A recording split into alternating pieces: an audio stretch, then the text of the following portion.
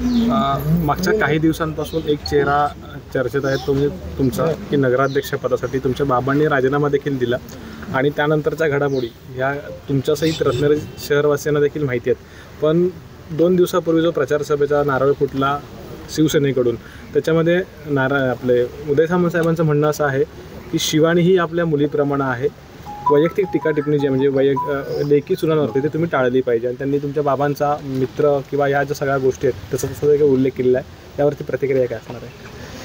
ते त्यांचं मत होतं. तसं तर रत्नागिरी जिल्हा हा सुसंस्कृत आणि संस्कारी आहे, त्याला एक संस्कृती लाभलेली आहे.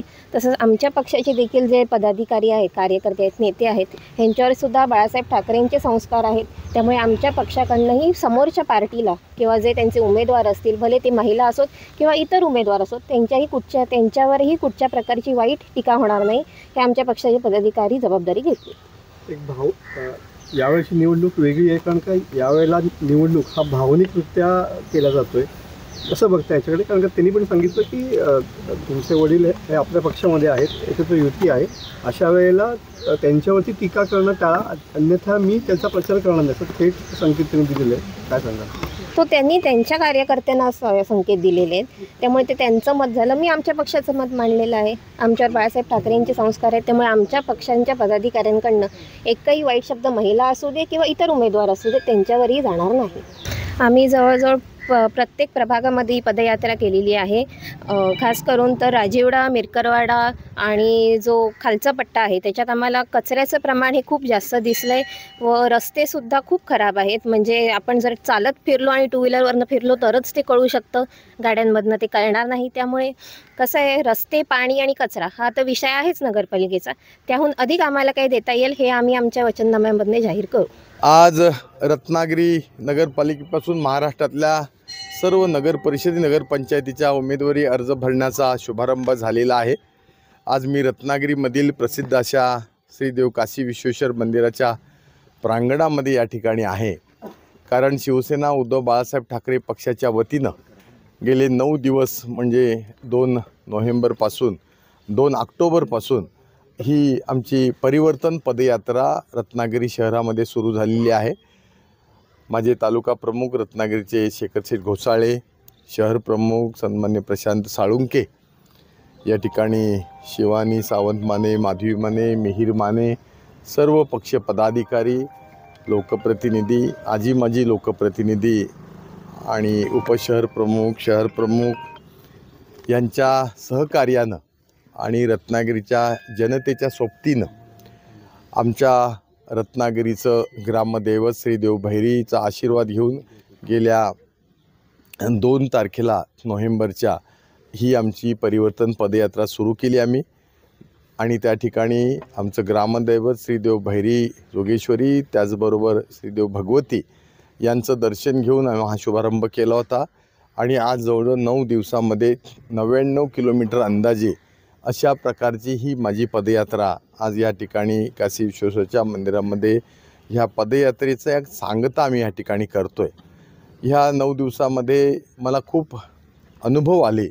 विशेष करून 99 किलोमीटरच्या ह्या माझ्या पायी प्रवासामध्ये रत्नागिरीतल्या नागरी सगळ्या सुविधांची दुर्दैवानं पाहण्याची वेळ माझ्यावरती आली. त्याच्यामध्ये प्रामुख्यानं रस्ते असतील, ड्रेनेज सिस्टीम असतील, क्रीडांगणं असतील, उद्यानं असतील, ह्या सगळ्यांची अत्यंत दयनीय परिस्थिती ह्या निमित्तानं पाहिली.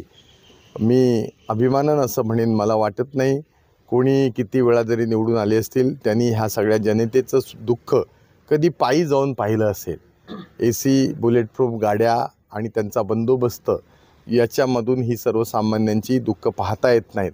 आणि त्यामुळं एका अर्थानं रत्नागिरीचं हे सगळं दृश्य मी ह्या निमित्तानं ह्या पदयात्रेमध्ये पाहिलेलं आहे.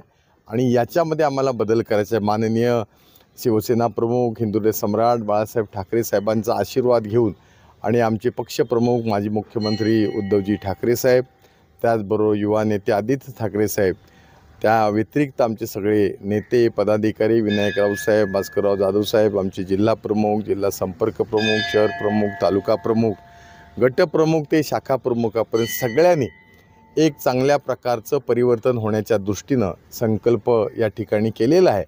आणि म्हणून येणाऱ्या ह्या नगरपालिकेच्या रत्नागिरीच्या निवडणुकीमध्ये एक परिवर्तन पाहायला मिळेल हा मला विश्वास आहे. आणि जनतेला आपल्या माध्यमातून माझी विनंती आहे की एक आपल्याला बदल घडणं अत्यंत आवश्यक आहे असं मला वाटतं. काही वक्तव्य काही लोकांची लोकप्रतिनिधी मी पाहिली की मी 4 वेळेला ह्याला पराभूत केला आहे, 4 वेळेला त्याला पराभूत केला आहे, हा अहंकारणी माज आहे. आणि म्हणून काही दिवसापूर्वी आम्ही प्रश्न केला होता की 2014ला ह्या देशाचे पंतप्रधान नरेंद्र मोदीजी माझ्या प्रचाराला आले होते, ह्या राज्याचे मुख्यमंत्री तत्कालीन आत्ताचे मुख्यमंत्री देवेंद्र फडणवीस साहेबसुद्धा प्रचाराला आले होते, तर त्यांचा तुम्ही पराभव केलात का सांगा. आणि मला सांगायला नम्रपणानं या ठिकाणी अभिमान वाटतो, मला पक्षानं ऑन मेरिट त्या वेळेला उमेदवारी दिलेली आहे. मी पळून जाऊन पक्ष बदलून कुठल्या उमेदवारी अशा घेतल्या नव्हत्या. 2024ची सुद्धा उमेदवारी ही काय मी पळून जाऊन कुठे केलेली नव्हती. तर स्वाभिमानानं रत्नागिरीकरांना एक सिंघम पाहिजे होता, म्हणून मला शिवसेना प्रमुख उद्धवजी ठाकरे साहेबांनी मला उमेदवारी दिली होती. दुर्दैवानं मला पराभव आला. आपल्या सगळ्यांना माहिती आहे मला जवळजवळ 72,000 ऑर्गॅनिक मतं ह्या रत्नागिरी विधानसभा मतदारसंघात मिळाली. ऑर्गॅनिक याचा अर्थ असा आहे की लक्ष्मी दर्शनाच्या व्यतिरिक्त हे झालेलं प्रामाणिक निष्ठावंतांचं आणि बदलासाठीचं असलेलं मतदान होतं. आणि गेल्या 20 वर्षामध्ये जरी मी पराभूत झालो असलो तरी माझ्या मतामध्ये जवळजवळ 25,000 मतांची वाढ झाली. हे महाराष्ट्रामध्ये कदाचित एखाद दुसऱ्या मतदारसंघामध्ये झालं असेल. आणि त्यामुळं तुमचा विजय हा कपट कारस्थान करून केलेला हा विजय आहे.